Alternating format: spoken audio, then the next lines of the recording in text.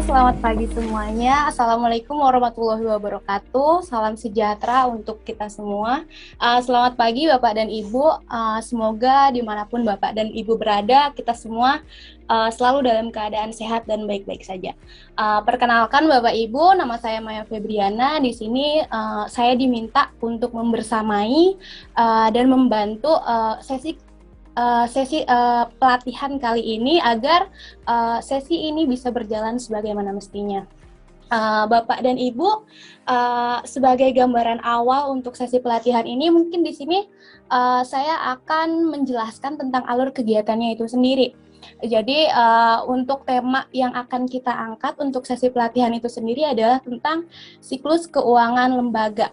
Nah, dari materi pelatihan ini ada beberapa pokok bahasan yang akan disampaikan, kurang lebih ada tiga pokok bahasan, di mana pertama adalah tentang penganggaran, kemudian tentang tentang pencatatan keuangan, dan yang ketiga itu tentang audit. Bapak dan Ibu semua, jadi dalam kegiatan ini akan dibagi menjadi dua sesi, di mana sesi pertama adalah tentang penganggaran dan pencatatan keuangan, kemudian sesi kedua adalah tentang audit. Jadi untuk ini kegiatannya sendiri, jadi nanti akan ada pemaparan dari narasumber, kemudian juga akan disertakan juga sesi tanya jawab. Jadi semisal nanti saat pemaparan Bapak dan Ibu ada yang ingin untuk bertanya, ada yang mungkin ingin menyampaikan klarifikasi atau mungkin menyampaikan argumennya, Bapak dan Ibu semua bisa melakukannya dengan menekan tombol icon raise hand yang ada di kolom reaction, atau Bapak dan Ibu juga mungkin bisa mencatat pertanyaan atau klarifikasi dari Bapak dan Ibu dengan menyertakannya di kolom komentar. Jadi nanti saya mungkin sebagai fasilitator atau dari tim back-end akan membantu untuk menyampaikan pertanyaan atau klarifikasi dari Bapak dan Ibu semuanya. Tidak ingin berlama-lama Bapak Ibu, untuk sesi selanjutnya mungkin akan ada pembukaan atau opening dari Lead Consultant Impact Plus Yayasan Pena Bulu dari Bapak Suhendro Sugiharto. Mungkin di mana Bapak udah bergabung dengan saya, Pak? Ya, sudah Maya. Oke, gimana Bapak? Kabarnya sehat, Pak? Semangat untuk sesi pelatihan ini? Sehat. Sehat ya. Semoga teman-teman Bapak dan Ibu di sana juga dalam keadaan sehat ya, Pak. Ya. Mungkin untuk mempercepat, mungkin dari Bapak Sugiharto kami berikan waktu 5 menit untuk menyampaikan mungkin harapan dari dari kegiatan pelatihan ini. Waktunya saya persilahkan ya, Pak. Ya, Assalamualaikum warahmatullahi wabarakatuh. Selamat pagi menjelang siang teman-teman semua, Bapak Ibu, rekan-rekan. Senang bisa mengumpul lagi bersama setelah minggu lalu, dan kemungkinan sampai bulan depan kita masih tetap akan ada serial kegiatan seperti ini, kegiatan penguatan kapasitas buat organisasi masyarakat sipil, utamanya yang terlibat di dalam program Impact Plus ini. Sebelumnya terima kasih untuk Maya yang sudah membuka acara ini, dan saya perlu sampaikan ke teman-teman sekalian, Maya ini luar biasa lah pokoknya. Dia salah satu anggota baru sebenarnya di Pena Bulu, tapi kami memang berkantor, mungkin bisa dibilang begitu ya, berkantor di yang agak berbeda, jadi agak jauh-jauhan tuh. Dan makasih banget Maya udah mau terlibat di kegiatan ini. Kawan-kawan sekalian, terima kasih untuk kesertaannya di hari ini, karena kita perlu mengingat bahwa kegiatan pelatihan yang kali ini adalah dibagi menjadi dua sesi sama seperti minggu lalu, hanya saja perbedaannya untuk yang kali ini akan dibagi menjadi dua sesi dalam 2 hari, jadi satu sesi per 1 hari, atau lebih tepatnya satu harinya sekitar 2 jam. Dan mudah-mudahan ketika membaca kerangka acuan kegiatannya juga dipahami bahwa kegiatan di hari pertama dan di hari kedua itu kita ada perbedaan di karakter pesertanya ya.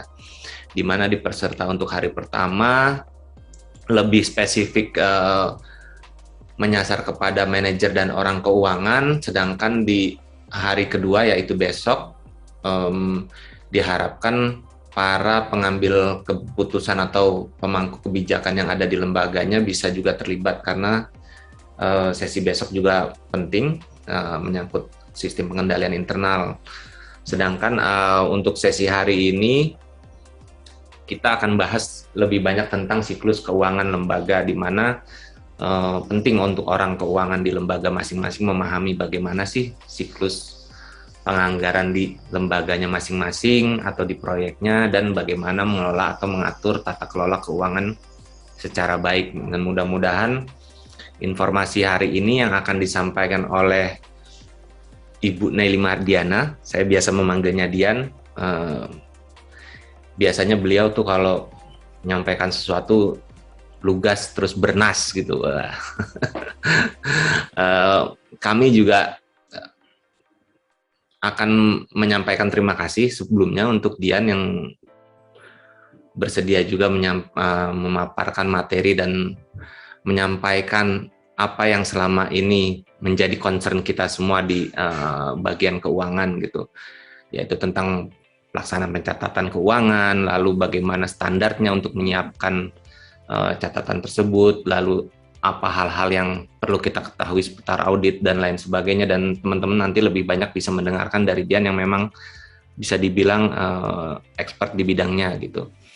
Jadi terima kasih sekali lagi untuk kehadirannya para peserta dan narasumber. Saya mungkin tidak bisa mengikuti secara penuh acara hari ini, dan semoga semuanya tetap sehat dan ceria. Ini saya ngelihat ada Rowan Jaidah. Jangan bengong begitu dong. Kita baru pagi-pagi nih, udah sarapan. Udah ya. Hari ini saya dikabarkan ada sekitar 36 sampai sekarang ya peserta. Mudah-mudahan bertahan sampai jam 12 nanti, dan sekali lagi selamat mengikuti kegiatan pelatihan dari Impact Plus. Semoga bermanfaat dan sampai selesai. Besok kalau ada yang mau ikut bisa, tapi direkturnya jangan lupa diajak. Saya rasa itu dari saya. Terima kasih sekali lagi. Wabillahi taufiq wal hidayah. Wassalamualaikum warahmatullahi wabarakatuh. Waalaikumsalam warahmatullahi wabarakatuh. Terima kasih Om Ebe untuk sambutannya. Jadi mungkin sedikit poin yang saya ambil dari dari penyampaian Om Ebe tadi.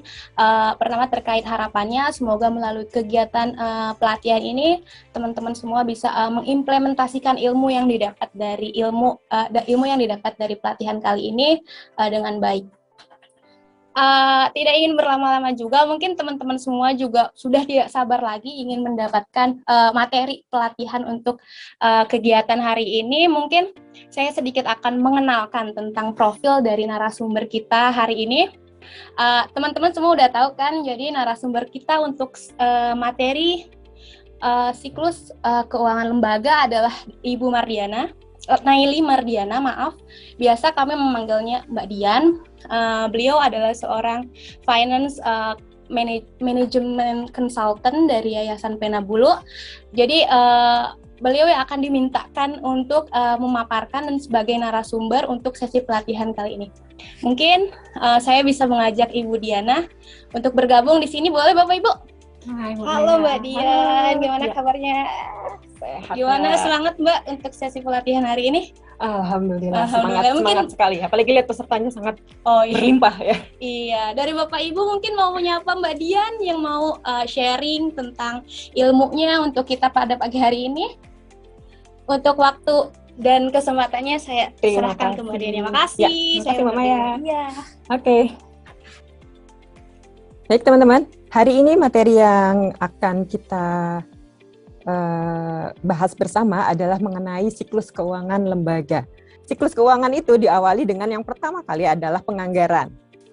Jadi kita anggarkan dulu, kemudian setelah dianggarkan, kemudian oke, ada proposal masuk kayak gitu, nah kemudian baru ada transaksi keuangan. Nah, transaksi keuangan itu nanti akan dicatat menggunakan akuntansi. Nah, akuntansinya kemudian setelah itu udah rapi laporan keuangan, setelah itu nanti laporan keuangan itu akan siap diaudit.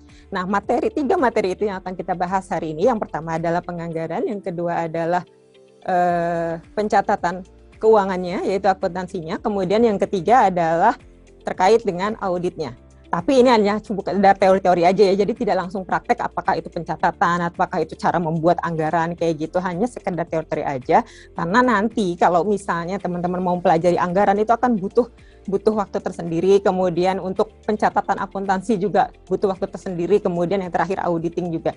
Nah, untuk pencatatan akuntansi nanti akan minggu depan akan disampaikan oleh Mas Hadi, oleh pakarnya yang akan menyampaikan pedoman standar akuntansi keuangan yang sekarang yang terbaru. Kalau sebelumnya adalah PSAK 45, kemudian sekarang udah berganti, ada berubah nama. Nah, itu nanti akan dipaparkan di minggu depan, di hari Kamis minggu depan oleh Mas Hadi. Teman-teman bisa lihat apa yang ada di gambar ini. Ada gambar donor memberikan suntikan ke organisasi, kemudian ada cita-citanya yang naik, kemudian ada organisasi yang terpuruk. Apa yang Anda inginkan sebagai bagian dari lembaga? Apakah lembaganya pengen naik, ataukah pengen lembaganya terpuruk? Tentu saja teman-teman pengennya naik kan? Naik, kemudian makin besar, kemudian karena ini juga akan berimplikasi kepada gaji teman-teman ya. Kalau terpuruk, boro-boro bisa menggaji, kayak gitu kan. Untuk bisa bernafas saja lembaganya, kayak gitu, menjalankan proyek aja, belum bisa, kayak gitu. Nah, makanya kita sebagai organisasi itu kita harus benar-benar merancang dari awal siklusnya itu. Dari awal siklusnya yaitu pertama adalah penganggarannya itu. Anggarannya. Apa sih pentingnya anggaran? Gitu. Nah, kita akan pelajari di sini. Ingat, lembaga teman-teman adalah lembaga nirlaba. Yang artinya, lembaga nirlaba ini adalah hidup karena ada donasi ya, karena ada donasi tanpa imbalan ekonomi dan tidak ada pemiliknya, tidak ada yang memiliki yayasan, lembaga nirlaba atau lembaga-lembaga organisasi masyarakat sipil lainnya. Jadi kalau misalnya nanti lembaga ada mendapatkan uang kayak gitu, kemudian nanti ada surplus, misalnya ada beban lebih kecil dibandingkan dengan penghasilan yang didapatkan dari lembaga, maka selisih lebihnya itu tidak dibagi-bagi kepada yang ada di dalam lembaga, misalnya kepada direkturnya, kepada ketua yayasan, kayak gitu, kepada staf-stafnya, kayak gitu. Tidak ada seperti itu. Itu yang namanya organisasi nirlaba ya, tidak ada pemiliknya. Kemudian organisasinya juga tidak mencari keuntungan, profit. Gitu. Kalaupun nanti misalnya mencari profit, misalnya fundraising atau misalnya mengadakan acara, kemudian menjual tiket, atau misalnya membuat kaos, kemudian dijual, kemudian nanti ada keuntungannya. Nah, itu keuntungannya itu adalah untuk lembaga, bukan untuk orang per orang. Nah, di sini siklus di organisasi nirlaba. Yang pertama adalah siklus pengelolaan program, dimulai dari perencanaan. Rencana kita mau melakukan apa, lembaga mau melakukan apa, kemudian kita rincikan tujuan-tujuan lembaga, apa aja aktiviti yang mau lakukan lembaga untuk mencapai tujuan-tujuan dari lembaga. Ya. Kemudian setelah semuanya dirinci, lembaga itu maunya apa, kemudian target-targetnya apa, nah baru kemudian dicari nih, ini untuk bisa jalan aktivitasnya, berarti kita harus nyari dana. Nah, dananya gimana? Berarti bikin proposal, gitu ya. Bikin proposal, kemudian ada setelah proposalnya disebar-sebarin ke donor, kemudian ada donor yang mau mendanai, barulah terjadi pelaksanaan program.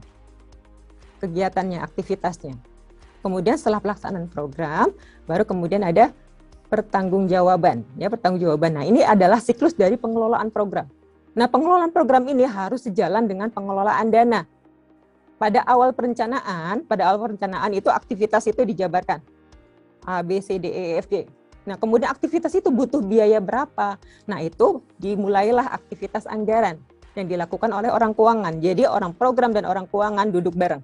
Orang program maunya apa, orang keuangan mengangkakan. ya, dalam budget, dalam anggaran. Kemudian setelah itu si orang program lah yang mencari sumber dananya dari mana. Sumber dananya dari mana, kemudian nyusun proposal, bikin anggaran. Nah, kemudian orang keuangan juga mengakalkan itu. Jadi aktiviti-aktiviti itu kemudian diuangkan, dinilaikan, itu butuh dana berapa. Kemudian oke, ada donor yang mendanai, baru kemudian terjadilah transaksi dan pencatatan keuangan. Gitu ya. Kalau tidak ada kegiatan, tidak ada aktivitas, kemudian tidak ada dana, berarti tidak ada, otomatis tidak ada juga pencatatan keuangan kayak gitu, dan organisasi juga tidak jalan seperti itu. Nah, berikutnya adalah pelaporan keuangannya. Laporan keuangan dari transaksi-transaksi yang sudah terjadi, yang membutuhkan, yang mengeluarkan biaya, kemudian dirapikan, dicatat, jadi itulah kemudian dibikin laporan keuangannya. Nah, bagaimana mengaturnya, bagaimana cara mengelola program, bagaimana cara mengelola dana, kemudian gimana sih caranya supaya pelaporan keuangan itu nanti bisa akuntabel kayak gitu, bisa kemudian akhirnya jadi donor itu bisa, oh ternyata si lembaga ini memang bisa dipercaya, si lembaga ini memang kalau dikasih dana dia bisa pertanggungjawabkan kayak gitu, bisa selain dia bisa melaksanakan programnya juga, keuangannya juga dia benar-benar oke kayak gitu kan. Jadi nanti bisa jadi pelajaran berikutnya, nanti si lembaga itu donor itu jadi punya track record yang baik gitu ke lembaga tersebut. Jadi nanti kalau misalnya ngajuin proposal lagi, oh iya ini lembaga ini oke nih kayak gitu. Jadi nanti diajak lagi. Jadi maksudnya kita itu adalah supaya lembaga ini nanti selain nanti bisa dapat dari dana dari luar pertanggungjawaban, tapi juga nanti bisa diaudit, kemudian bisa nanti auditnya itu untuk mengajukan proposal kembali. Jadi dana, kalau kayak gitu kan dana akan terus masuk dan lembaga akan terus hidup gitu kan. Jadi cita-cita lembaga untuk bisa besar itu akan tercapai, tidak akan menjadi terpuruk seperti itu. Nah, untuk perencanaan tahapnya adalah dari rencana induk dulu. Dari lembaga dulu punya rencana induk, yaitu dalam range rencana strategis lembaga selama 5 tahun itu mau ngapain aja kayak gitu kan. Tujuan-tujuan lembaga. Nah, ini biasanya ini adalah orang program yang ini kan. Orang program yang merancang ini. Nah, kemudian setelah rencana induk itu ada 5 tahun, kemudian dibuatlah proposal utuh ya.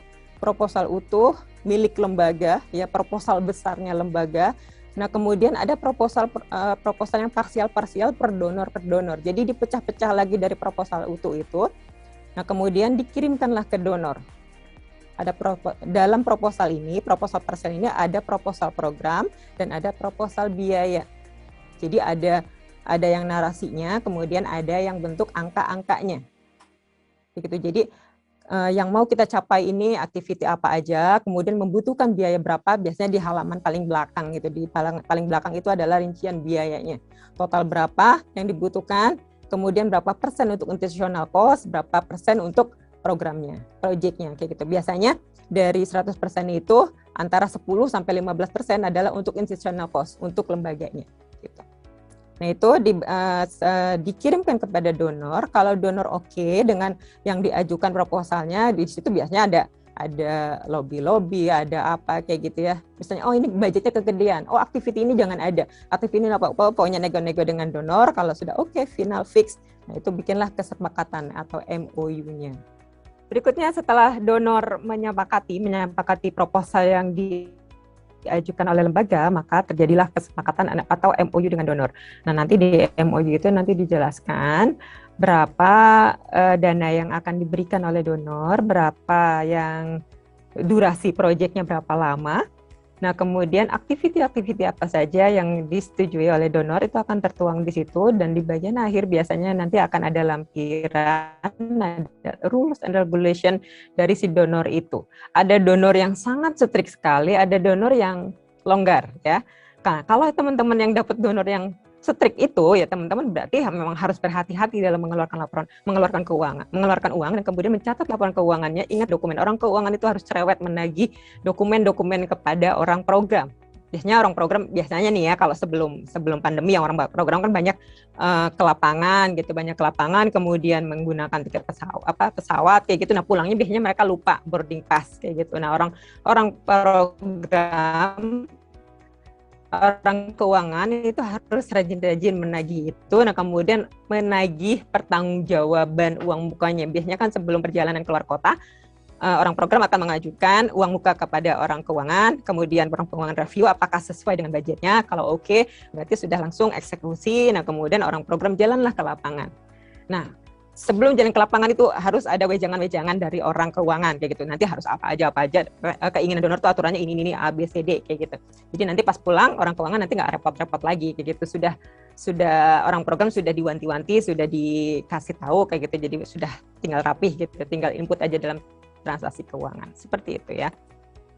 Nah, kalau walaupun nanti teman-teman nanti di lembaganya itu dapat donor yang nggak strict kayak gitu kan, misalnya nih ya, donornya itu tidak mensyaratkan, tidak perlu submit dokumen fisik kepada donor kayak gitu ya.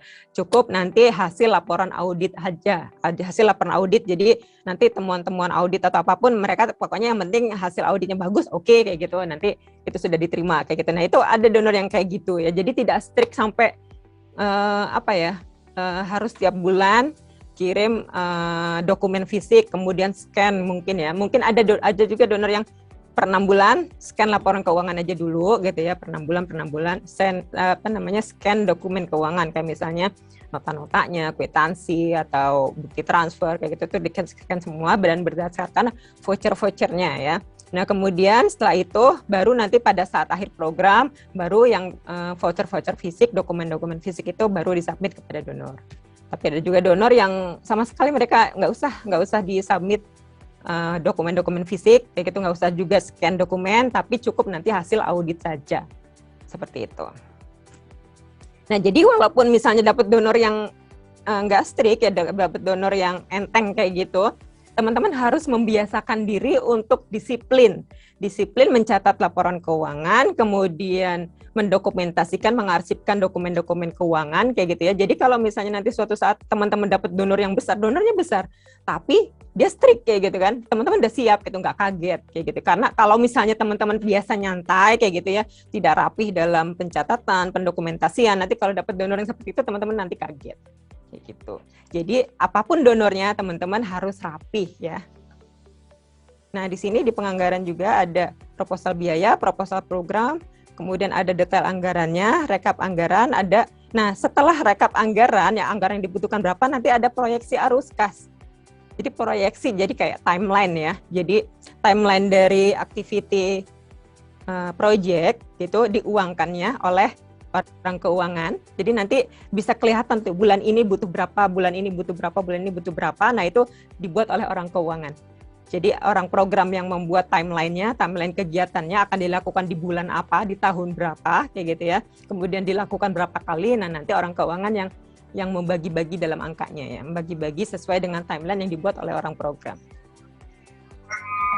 Nah, dari sini nanti setiap bulan teman-teman update laporannya dalam laporan status anggaran. Laporan status anggaran ini adalah budget versus aktual. Budgetnya berapa, realisasinya berapa, aktualisasinya berapa. Seperti itu ya. Jadi nanti akan terlihat berapa serapannya, berapa saldo dananya. Nah, manfaat dari anggaran ini adalah yang pertama adalah membantu implementasi kebijakan dan arahan. Kemudian yang kedua meningkatkan efektivitas kegiatan. Jadi ketahuan tuh ya. Kita udah tahu nih kegiatan ini nanti budgetnya apa saja kayak gitu ya, apa aja yang disetujui oleh donor kayak gitu. Jadi kita nggak usah mikir-mikir lagi karena udah ada panduannya, udah ada aturan, udah ada di situ lah kayak gitu. Jadi kita nggak usah mikir-mikir lagi, nggak usah buang-buang waktu yang tidak efektif. Kemudian menghindari bangkrut ya. Jadi kalau misalnya sudah ada anggaran, sudah tahu nih nanti akan ada di mana, dari mana saja nanti akan kita dapat dana, kemudian itu kita akan proyeksikan kalau misalnya dananya masuk segini berarti kita gajinya berapa nih kayak gitu kan. Kalau misalnya gajinya seharusnya nih gaji direktur itu seharusnya 15 juta. Tapi karena donor yang masuk sedikit jadi nanti akan ada penyesuaian, misalnya dari 15 juta itu berapa persen aja kayak gitu yang diberikan kepada direktur. Jadi disesuaikan. Jadi jangan sampai nanti besar pasak daripada tiang, yang masuk sedikit, biaya-biaya yang keluar banyak kayak gitu. Jadi makanya anggaran itu bisa menjadi acuan dari lembaga ya supaya tidak terjadi seperti itu, tidak sampai bangkrut. Kemudian berikutnya adalah meminimalisasi pemborosan. Ya, kalau sudah ada laporan realisasi anggaran tadi ya, teman-teman keuangan nanti bisa kasih masukan kepada orang program. Oh, jangan pakai ini, kegedean, budgetnya nggak nyampe kayak gitu ya. Kalau misalnya pakai ini nanti serapannya akan besar dan bisa jadi over budget. Seperti itu. Jadi selain ada pertama awal anggaran, nah dalam perjalanan programnya itu orang keuangan sebagai satpam ya, sebagai security-nya untuk warning kalau misalnya itu ini sudah merah nih, sudah mendekati habis gitu. Udah project ini yang activity ini stop dulu kayak gitu. Kemudian dialihkan mungkin di activity apa. Atau kalau misalnya kalau sudah mau akhir program tapi ada satu anggaran yang tidak terserap.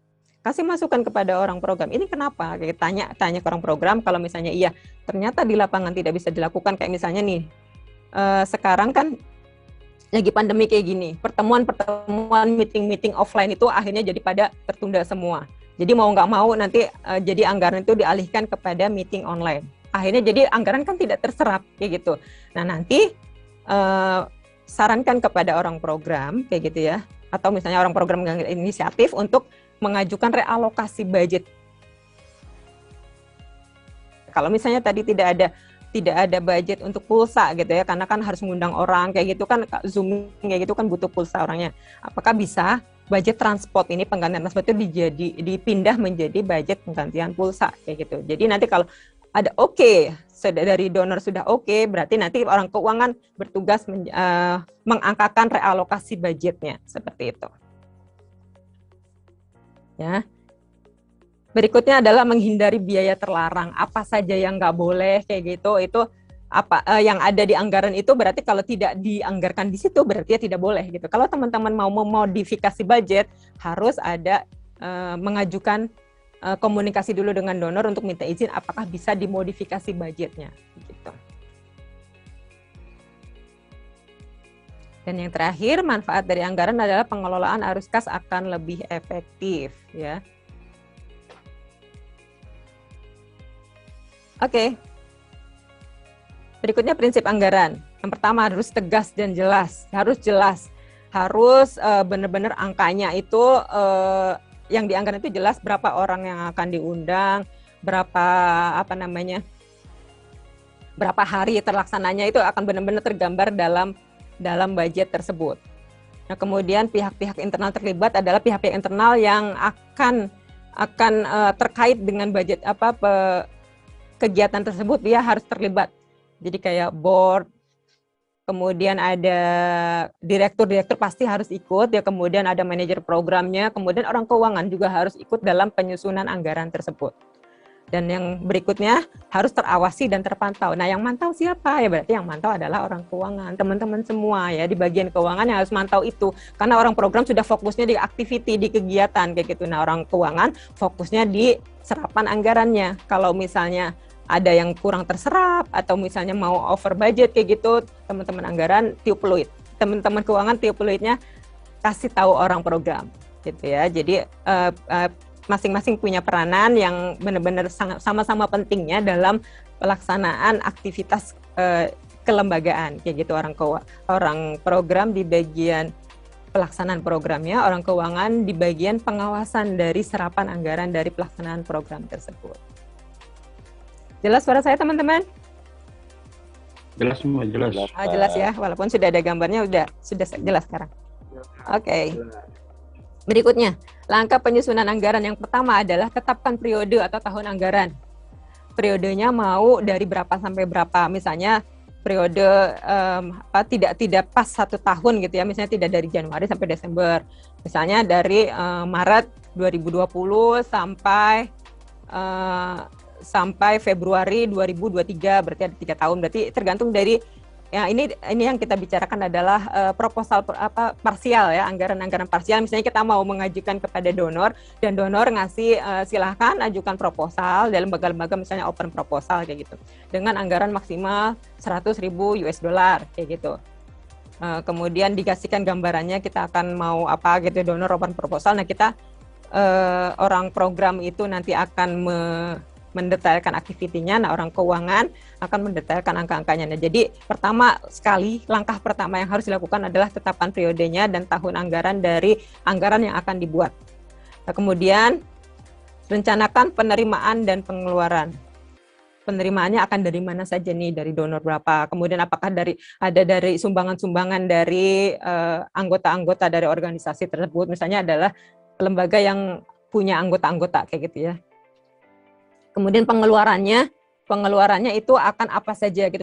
Yang kita harus hitung dulu adalah pengeluaran anggaran fixed cost ya, biaya tetap. Biaya tetap itu misalnya adalah sewa kantor. Ada nggak ada proyek sewa kantor itu misalnya harus tetap ada gitu, harus ada kantor. Berarti ada nggak ada proyek, kantor memang biaya untuk kantor itu memang harus keluar. Kemudian misalnya biaya listrik ya, ada nggak ada proyek, kantor harus tetap nyala, kayak gitu. Jangan sampai nggak ada proyek, jadi kayak kantornya gelap gulita gitu, listriknya dicabut.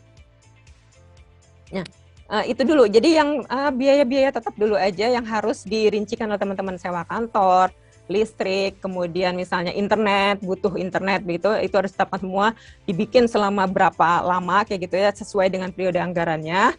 Nah, kemudian tetapkan biaya-biaya variabelnya.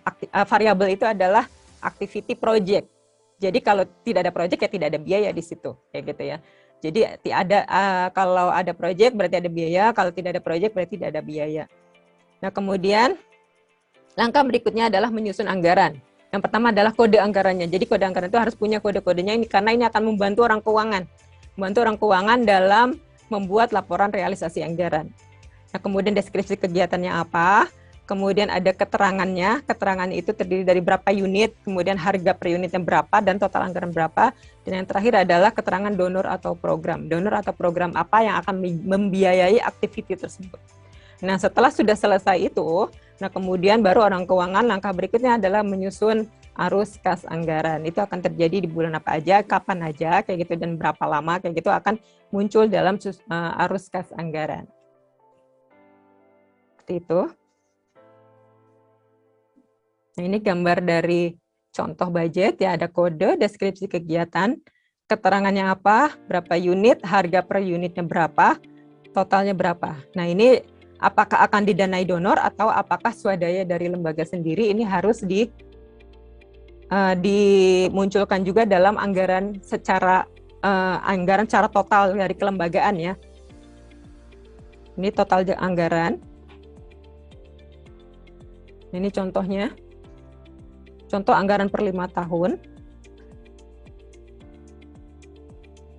Ini detail aktivitinya, kemudian ini ada angka-angkanya tahun pertama, tahun sebelum tahun pertama, tahun 0, kemudian tahun pertama, tahun kedua, tahun ketiga, tahun keempat, tahun kelima total. Ini biasanya renstra itu per 5 tahun, itu total selama 5 tahun lembaga membutuhkan berapa, itu nanti akan tergambar di sini ya. Program manajemen, manajemen budget, manajemen. Jadi kalau lembaganya sudah besar, sudah banyak donor yang masuk ke situ, nah nanti akan teman-teman jabarkan di situ dari donor ini nanti aktivitinya apa saja, dari donor B aktivitinya apa saja, kayak gitu. Kemudian ada misalnya aktivitas tapi belum ada donornya, itu berarti nanti akan didanai oleh swadaya oleh lembaga. Gitu. Kita lanjut ke materi berikutnya ya. Setelah anggaran dibuat, kemudian setelah proposal disetujui, maka akan ada aktivitas dari program. Maka langkah berikutnya adalah orang keuangan sudah mulai bekerja untuk mencatat transaksi keuangan. Sini kita akan berpindah ke materi akuntansi organisasi nirlaba. Nah, pentingnya akuntansi, yaitu akuntansi akan memberikan informasi ya. Akuntansi akan mengelola uang, memberikan informasi. Nah, dari informasi tersebut akan bisa diambil keputusan oleh misalnya oleh orang program, oleh direktur. Kalau misalnya budget untuk penggajian ini sudah maksimal kayak gitu, berarti kalau misalnya itu sudah tidak bisa merekrut orang baru lagi kayak gitu. Kalau misalnya kita masih kurang orang nih, misalnya butuh kasir kayak gitu, coba lihat dananya ada atau enggak kayak gitu.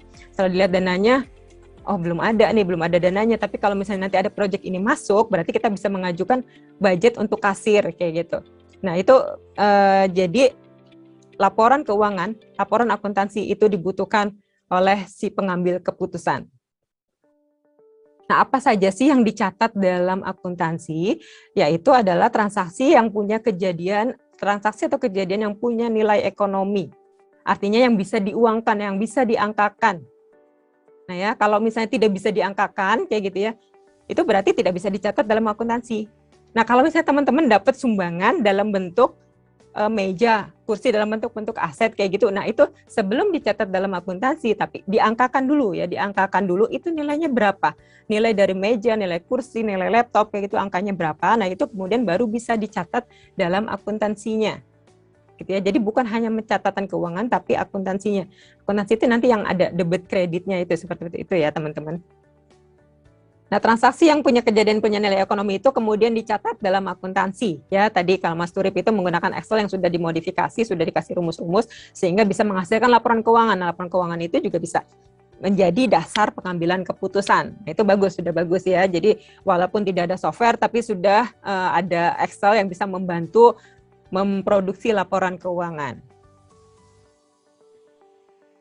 Nah, kalau masih lembaga kecil ya Excel kayak gitu itu masih bisa mencukupi. Tapi kalau donornya sudah banyak kayak gitu, donornya sudah banyak, Excel tersebut itu rentan untuk ada error-error ya, kayak misalnya rumusnya ke-delete atau ada apa ya yang sebenarnya angka kemudian jadi dibacanya teks kayak gitu. Nah, itu error-error seperti itu yang seharusnya orang keuangan itu hindari kayak gitu. Makanya kalau misalnya organisasi makin besar, makin banyak dana yang masuk dari donor, maka sebaiknya dianjurkan menggunakan software ya, agar lebih bisa terpantau, lebih bisa cepat memproduksi laporan keuangan, dan kemudian laporan keuangannya pun diminimalisasi errornya ya. Jadi errornya itu mungkin karena kesalahan teknis aja, misalnya orang keuangannya masih belum lancar gitu untuk menempatkan debit kreditnya. Apakah transaksi ini masuk debit, apakah transaksi ini masuk kredit kayak gitu. Jadi nanti munculnya bisa error, bisa misalnya kas minus kayak gitu. Padahal sebenarnya seharusnya beban itu di debit, kemudian kasnya di kredit kayak gitu. Tapi karena misalnya itu kebolak-balik gitu ya, misalnya akhirnya jadi biaya-biaya keluar banyak tapi kasnya kosong kayak gitu dianggap. Atau misalnya jurnalnya sama, jadi debitnya kas, kreditnya juga kas juga. Nah, itu bisa nanti hasil laporan keuangannya nanti bisa error ya. Bukan error sih, laporan keuangannya itu jadi tidak sesuai karena tidak sesuai dengan kenyataannya. Kas masa sih minus kayak gitu kan. Jadi selama ini keluarin duit dari mana kayak gitu kan dari uang kas gitu. Tapi kok di laporan keuangan kasnya kok minus gitu. Berarti ada salah penjurnalan seperti itu. Nah, dalam akuntansi ada siklus-siklusnya. Kalau tadi ada siklus keuangan lembaga itu ada anggaran, pencatatan, kemudian ada audit. Nah, sekarang siklus akuntansi juga ada, yaitu yang pertama dari dokumen. Itu teman-teman, ada dokumen, ada nota, ada kwitansi ya, kemudian baru dicatat dalam jurnal harian.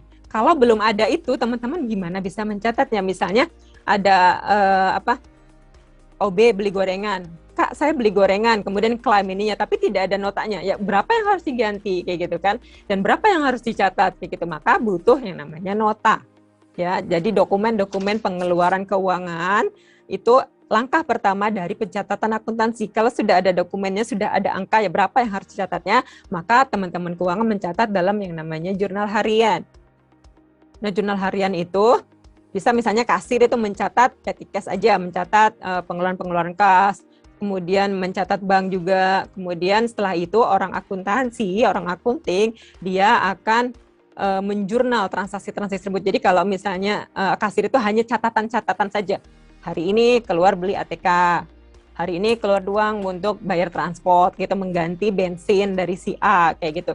Nah, kemudian dari transaksi-transaksi yang dicatat dari kasir itu, si akunting, seorang keuangan yang bagian akuntingnya itu akan mencatat dalam Excel yang tadi mungkin Excel yang dimodifikasi, jurnalnya ya, jurnalnya beban transport pada kas, kemudian misalnya beban gaji pada bank, kayak gitu. Nah, setelah dicatat sampai akhir bulan, bisa setiap periode kayak gitu, nanti akan dibuatlah buku besar. Jadi buku besar itu adalah kumpulan dari akun-akun, dari coa-coa gitu ya, dikumpulkan dalam satu gitu, misalnya akun kas, gitu, kasnya satu buku besar dari berapa saldo awal, berapa pengeluaran-pengeluaran, kemudian saldo akhirnya berapa. Nah, itu dikumpulkan kas-kas sendiri, bank sendiri, kemudian biaya-biaya juga sendiri-sendiri. Nah, kemudian berikutnya adalah neraca lajur. Neraca lajur adalah mengumpulkan saldo-saldo dari buku-buku besar tersebut. Jadi buku-buku besar dari kas tadi, saldonya berapa? Kas misalnya 100.000, bank ada 1 juta. Nah, berarti di neraca lajur itu akan ditumpuk. Urutannya adalah pertama adalah aset, yang nomor 1. Kemudian nomor 2-nya adalah liabilitas atau kewajiban atau utang-utang lembaga, misalnya utang pajak, utang gaji, kemudian utang antar program, kayak gitu ya. Kemudian yang ketiga adalah aset bersih, yang keempat adalah penerimaan, kemudian yang terakhir adalah biaya. Nah, bedanya kode 3 ini antara lembaga nirlaba dengan perusahaan profit adalah kalau nomor 3 yang nomor urutan 3 itu adalah modal. Tapi di nirlaba itu tidak ada modal. Karena tidak ada orang per orang yang menjadi pemilik dari lembaga tersebut ya. Jadi makanya tidak ada modal. Kalaupun misalnya ada, itu adalah dianggap sebagai sumbangan, bukan sebagai modal dari si pemberi uang itu. Kayak gitu ya. Jadi makanya itu akuntansi di nirlaba itu dibuat sendiri, dibedakan dengan akuntansi yang profit. Gitu. Karena tidak mengenal yang namanya modal, tidak mengenal laba rugi gitu. Jadi harus disesuaikan dengan aktiviti yang ada di lembaga nirlaba. Berikutnya setelah diklasifikasikan, setelah dikumpulkan dari kode 1 sampai kode 5 kayak gitu ya, dari aset sampai yang 5 itu adalah biaya. Nah, kemudian barulah dikelompok-kelompokkan menjadi laporan keuangan sesuai dengan laporan-laporannya ya. Nah, bagaimana mencatat double entry system mirip dengan akuntansi umum. Jadi maksudnya adalah double entry system adalah ada debit, ada kredit ya. Kalau ada debit selalu ada kredit dan debit sama kredit jumlahnya harus sama. Kayak gitu. Ini juga ada persamaan dasar akuntansi ya. Ada sedikit perbedaan dengan akuntansi umum. Bedanya apa ya? Kalau akuntansi umum adalah harta sama dengan utang plus modal. Harta sama dengan utang plus modal. Jadi hartanya berapa? Harta itu punyanya siapa? Apakah dari utang? Apakah modal semua? Kayak gitu ya. Nah, tapi kalau lembaga nirlaba yang tadi saya jelaskan bahwa lembaga nirlaba tidak mengenal ada kata modal. Maka modalnya menjadi aset bersih ya. Harta sama dengan utang plus aset bersih atau net asset. Jadi singkatannya nanti HUN. Harta sama dengan utang plus net asset. Kalau organisasi profit, harta sama dengan utang plus modal atau HUM ya. Jadi kalau misalnya teman-teman yang basicnya akuntansi itu pasti akan sudah mempelajari sebelumnya persamaan dasar akuntansi. Tapi kebanyakan ya syukur-syukur sih memang teman-teman memang basicnya memang orang keuangan, memang pendidikannya akunting atau mungkin dari manajemen atau apa pokoknya yang berbau keuangan. Tapi ada banyak juga ya orang-orang keuangan di NGO itu yang diambil bukan dari backgroundnya, misalnya dari orang kehutanan, psikolog kayak gitu. Pokoknya yang penting ada aja sumber daya yang ada. Itu yang diberdayakan kayak gitu. Jadi kalau yang misalnya memang sebelumnya memang pendidikannya akuntansi, berarti pasti sudah bisa melihat, sudah pernah pelajari ini persamaan dasar akuntansi, yaitu harta sama dengan utang plus modal ya. Kalau biasanya di kuliah, di tempat kuliah itu dipelajarinya seperti itu. Tapi kalau di lembaga nirlaba itu tidak mengenal ada kata modal, maka modalnya diganti menjadi aset bersih. Gitu. Nah, kapan mencatatnya? Di sini ada accrual basis dan ada cash basis. NGO banyak menggunakan cash basis. Akurat atau tidak? Cash basis itu maksudnya gini. Kalau misalnya ada penggajian nih ya. Penggajian harusnya itu adalah gaji bulan April. Tapi karena April itu belum ada dananya dari donor, maka gajinya nanti ditunda gitu di bulan Mei gitu. Jadi di bulan Mei itu nanti akan ada 2 penggajian, yaitu di awal untuk gaji bulan April, kemudian di Mei akhir, biasanya di tanggal 25 itu adalah untuk penggajian bulan Mei-nya. Gitu ya. Nah, kalau cash basis itu akan dicatat di bulan Mei semua penggajiannya. Ya, di bulan Mei semua. Tapi kalau accrual basis itu akan dicatat walaupun belum ada penggajiannya. Jadi sudah dicatat di bulan April. Beban gaji pada utang ya, itu kalau accrual basis. Kalau cash basis ya, di April tidak ada catatan apa-apa, tidak dianggap ada gaji ya. Kemudian baru di bulan Mei dicatat dua-duanya, gaji April di awal April dan gaji Mei di akhir Mei. Itu cash basis ya. Nah, itu akurat atau tidak ya. Kita akan bahas itu, kita akan akurat atau tidak seperti itu ya dalam akuntansi. Nah, di sini kode akun. Berikutnya untuk mencatat itu butuh kode akun atau daftar perkiraan atau chart of account ya, COA, disingkat menjadi COA. Ada sedikit perbedaan dengan akuntansi umum. Perbedaannya adalah di kode 3 itu yang tadi saya sampaikan. Bedanya di kode 3, kalau kode 3 itu modal di profit di akuntansi umum, kalau di lembaga nirlaba kode 3 itu adalah aset bersih. Nah, jenis-jenis transaksi di NGO memiliki beberapa jenis transaksi yang unik dan berbeda jika dibandingkan dengan organisasi bisnis. Misalnya uniknya adalah kita sering ada uang muka. Di lembaga nirlaba sering ada uang muka, tapi di lembaga bisnis jarang sekali terjadi ada uang muka seperti itu. Ya, kemudian ada penerimaan donor, di lembaga bisnis tidak ada penerimaan donor, adanya penerimaan usaha. Atau kalau misalnya itu pendapatan jasa gitu, atau pendapatan penjualan barang. Kalau di NGO itu adalah penerimaan donor. Nah, itu ada beda-beda transaksi antara lembaga profit dengan lembaga nirlaba. Ini persamaan akuntansinya, dasar akuntansinya harta dikurangi utang plus modal. Ada biaya, ada pendapatan, gitu ya.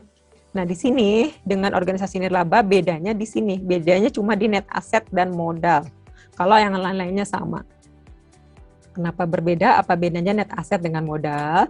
Nah, karena modal itu kesannya adalah kepemilikan pribadi. Sedangkan di lembaga nirlaba tidak ada kepemilikan pribadi. Tidak ada orang per orang yang memiliki lembaga tersebut. Kalaupun misalnya nanti lembaga tersebut bubar, berarti hartanya dari lembaga tersebut tidak ke orang itu, tapi diserahkan kepada negara. Atau kalau misalnya lembaga tersebut misalnya ada penghasilan, misalnya dari menjual barang, dari fundraising kayak gitu, keuntungannya itu tidak dibagi ke orang per orang yang ada lembaga tersebut, tapi untuk keberlangsungan lembaga. Jadi kalau tidak ada donor lagi, nanti dananya akan diambil, jadi dana saving lah kayak gitu ya, dana saving lembaga, supaya lembaga itu tidak tergantung sekali dengan donor. Jadi kalau ada donor dia hidup, kalau nggak ada donor dia mati suri. Nanti ada donor lagi, hidup lagi gitu. Donornya selesai, hibernate dulu gitu ya. Jadi semua stafnya ini dulu diputus kontrak dulu, baru kemudian kalau ada project baru hidup lagi kayak gitu. Nah, ya, kalau bisa jangan seperti itu. Jadi selama misalnya ada donor, kita juga ada sumber pendanaan lain yang tidak tergantung donor itu kayak gitu. Nah, gimana caranya? Teman-teman itu harus mengumpulkan dana swadaya agar kalau misalnya tidak ada donor, tetap organisasi itu tetap jalan kayak gitu ya. Mungkin ya walaupun jalannya juga nggak terlalu banyak dana gitu ya, mengencangkan ikat pinggang, misalnya gaji itu dipangkas kayak gitu. Kemudian operasional juga, internetnya kalau tadi yang misalnya yang 600.000 sebulan dipangkas sambil yang 100.000, atau kalau nggak diputus aja kayak gitu, jadi pakai pulsa aja dulu kayak gitu, tethering kayak gitu. Tapi yang penting organisasi tetap jalan, tetap hidup gitu. Jadi tujuan organisasi itu tetap bisa tercapai. Nah, ini yang tadi cash basis dan accrual basis. Cash basis adalah transaksi dicatat ketika terjadi aliran kas. Kalau pada saat dibayarkan kas itu baru dicatat. Itu sederhana sekali dan kelemahannya tidak akurat. Ya, kalau accrual basis, transaksi dicatat ketika sebuah transaksi dapat diidentifikasi, tidak peduli apakah telah terjadi aliran kas atau belum. Kelebihannya akurat dalam menggambarkan kondisi yang sebenarnya, dan kelemahannya diperlukan keahlian dalam mengidentifikasi terjadinya transaksi-transaksi yang kasat mata. Jadi kayak tadi ya, beban gaji sebenarnya harusnya sudah terjadi di bulan April, tapi karena belum ada duit untuk bayar gajinya, akhirnya baru diundur di bulan Mei. Nah, kalau cash basis itu dicatatnya di bulan Mei, tapi kalau accrual basis itu harus dicatat di bulan April, supaya bisa terlihat bahwa di bulan April memang harus ada gaji gitu ya, walaupun belum dibayar berarti lawannya adalah hutang gaji. Nah, kalau secara cash basis nanti akan muncul di laporan keuangan ya, April tidak ada gaji, tapi di Mei ada penggajian 2 kali kayak gitu. Nah, itu secara akuntansi itu tidak tidak sesuai dengan aturannya. Tidak sesuai dengan aturannya, jadi tidak sesuai dengan bulannya, tidak matching cost versus revenue. Gitu. Jadi, kalaupun misalnya itu belum ada di uang dibayarkan, itu tetap harus dicatat dalam accrual basis. Kalau cash basis tidak. Nah, kalau cash basis untuk misalnya mencatat untuk sewa kantor itu udah langsung digelondongkan dalam satu kali pembayaran itu. Misalnya sewa kantor untuk 2 tahun, 100 juta. Berarti dicatat itu 100 juta.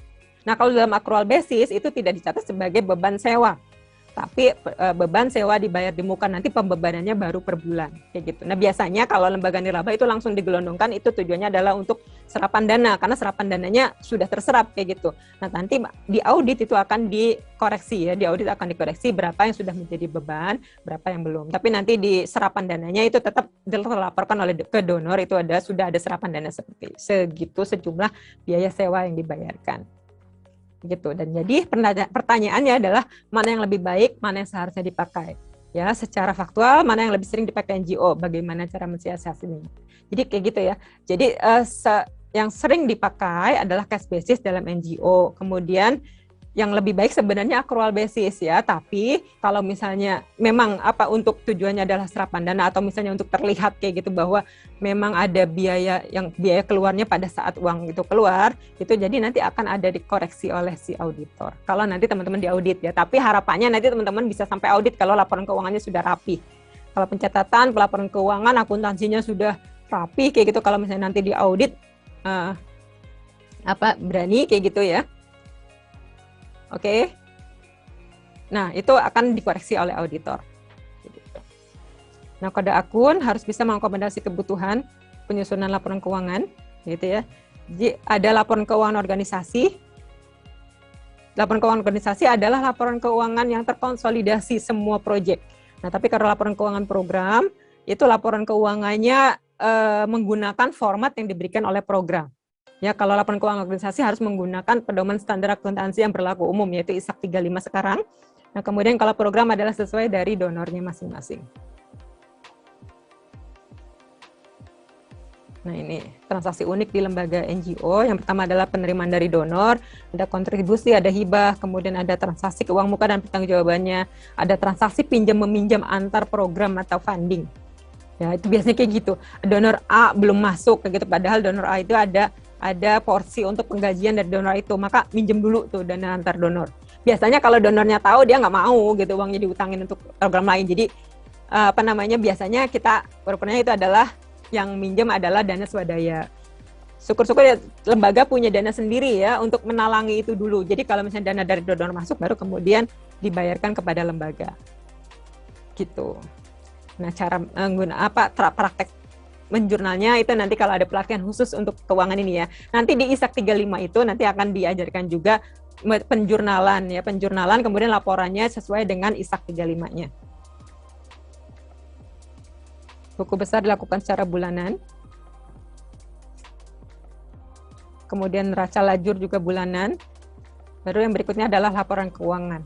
Nah, laporan keuangan organisasi adalah sesuai ISAK 35 yang mengatur format standar laporan keuangan nirlaba atau lembaga non-laba ya. Jadi perubahannya dari PSAK 45 yang pertama adalah istilah nirlaba itu diganti menjadi non-laba ya. Non-laba karena menurut ini kenapa harus disesuaikan, karena kalau nirlaba kayak benar-benar tidak menghasilkan laba. Padahal dalam lembaga organisasi masyarakat sipil ini ada juga lembaga yang menghasilkan laba, walaupun labanya tidak dibagikan ke masing-masing orangnya. Maka yang pas disesuaikan menjadi namanya lembaga non-laba. Yang berikutnya adalah laporan keuangan program, formatnya tidak baku, tergantung dari ketentuan donornya masing-masing. Oke, laporan keuangan yang di ISAK 35 adalah yang pertama, laporan posisi keuangan, laporan penghasilan komprehensif. Kalau sebelumnya PSAK 45 ini adalah laporan aktivitas. Berikutnya adalah laporan perubahan aset neto, kemudian laporan arus kas, dan catatan atas laporan keuangan. Selain laporan ini yang berubah namanya, itu sama semua. Sama dengan yang PSAK 45. Kemudian yang lain-lain adalah laporan keuangan untuk proyek, yaitu laporan ke masing-masing donor. Kemudian di sini dibutuhkan adalah laporan realisasi anggaran atau budget versus aktualnya. Dari budget yang sudah dianggarkan, yang sudah disetujui dalam MOU, berapa yang sudah menjadi serapan, berapa yang sudah menjadi biaya, dan saldonya tinggal berapa lagi, itu donor butuh informasi tersebut. Dan kalau saldo budget dengan saldo dana itu beda ya. Kalau saldo budget adalah dari angka budgetnya, kalau saldo dana adalah dari berapa uang yang sudah diterima, berapa biaya yang sudah diambil dari uang tersebut, dan berapa sisa dari uang yang sudah ditransfer sebelumnya. Gitu. Itu saldo dananya juga, informasi saldo dana itu juga dibutuhkan oleh donor. Perbanyak saving ya Bu ya. Perbanyak saving. Jadi saving itu ada ranah yang abu-abu ya. Kalau savingnya itu memang caranya harus cantik. Atau bisa juga jadi gini, kayak sumbangan ya, sumbangan gaji. Gajinya memang harusnya misalnya tadi yang saya bilang ya, 15 juta. Gaji memang harus 15 juta, tapi karena dana donor oke lah bisa menggaji 15 juta gitu ya, tapi bisa nanti ada sumbangan kepada lembaga, itu adalah sebagai savingnya kayak gitu ya. Ya, kontribusi gaji. Oke, sip. Tuh. Kemudian format laporan donor sudah jadi satu ya. Format laporan donor biasanya sudah diberikan pada awal pada saat tekan MOU, nanti akan antar orang keuangan, nanti akan berkontak orang keuangan donor dengan orang keuangan lembaga. Ini format laporan keuangannya, nanti cara-caranya gimana, cara penggunaan laporan tersebut dan kapan dilaporkannya gitu. Apakah per bulan, apakah per triwulan, apakah per semester ataukah tahunan aja kayak gitu. Untuk saldo dana yang biasa kita buat varians di laporan bulanan kuartal. Oh, bisa juga nanti per bulan juga. Jadi kalau teman-teman sudah update transaksi ya, update transaksi keuangan. Nah, kemudian format Excel-nya itu sudah yang tadi sudah dimodifikasi, sudah dirumus-rumuskan, nanti bisa kelihatan update-nya. Berapa sih saldo dananya sudah kelihatan. Jadi nggak perlu nunggu sampai laporan kuartal ya, nggak usah nunggu per 3 bulan baru tahu saldonya berapa. Kalau teman-teman rutin mencatat ya, itu akan langsung update, langsung bisa kelihatan. Adakah aturan batas minimal atau maksimal? Tidak ada aturan khusus. Jadi itu lembaga saja ya. Lembaga antar lembaga saja, karena itu secara donor kita sudah laporan, sudah ya, gajinya segitu gitu. Sudah ada bukti transfernya, tapi kalau misalnya di belakang layar ada pentransferan kembali kepada lembaga itu antar lembaga saja. Ya, tergantung kontrak staf dengan lembaganya. Jadi udah deal di awal ya, kamu direkrut sebagai misalnya program manager, gajimu nanti dari donor segini, tapi nanti kamu ada kontribusi gaji segini kepada lembaga, kayak gitu. Jadi kontrak antara deal-dealan antara donor, antara program manager tersebut dengan lembaga saja ya. Jadi tidak ada aturan khusus. Oke, ini contoh ISAK 35. Ya, contoh laporan ISAK 35. Di sini ada aset neto ya. Kalau sebelumnya di PSAK 45, di sini ada aset neto terikat dan tidak terikat. Tapi di ISAK 35, istilah tersebut diganti, disesuaikan menjadi tanpa pembatasan dan dengan pembatasan. Ya, sudah dirubah. Itu penyesuaiannya, perbedaannya antara PSAK 45 dengan ISAK 35. Nah, berikutnya di bagian laporan penghasilan komprehensif. Sebelumnya adalah laporan aktivitas namanya. Nah, di laporan penghasilan komprehensif ini itu harus didetailkan biaya-biayanya. Ada biaya gaji, ada biaya transport, biaya depresiasi, kayak gitu. Kalau sebelumnya di PSAK 45 itu boleh gelondongan.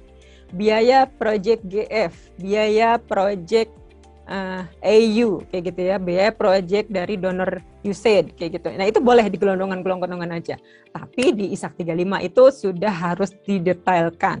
Gitu, sudah harus kelihatan biaya komponen biaya-biayanya, dan biaya-biaya itu misalnya biaya gaji ditanggung oleh donor A berapa, donor B berapa, kemudian swadaya itu berapa, itu juga harus terlihat di laporan keuangannya.